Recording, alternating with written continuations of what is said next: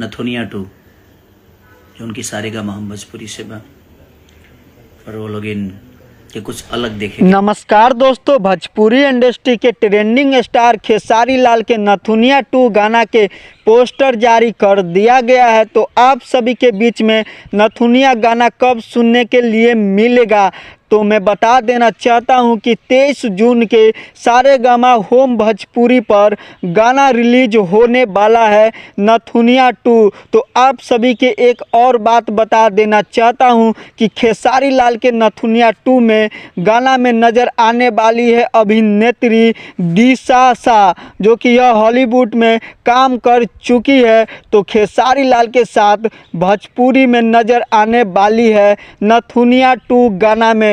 अपना दबंग खेसारी लाल के गाना सुनने के लिए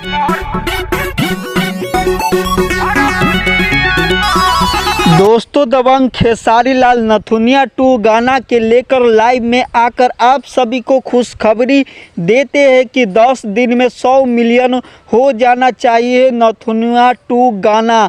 क्योंकि दोस्तों, खेसारी लाल के हॉलीवुड हीरोइन अभिनेत्री खेसारी लाल के साथ भोजपुरी में नज़र आने वाली है पहली बार।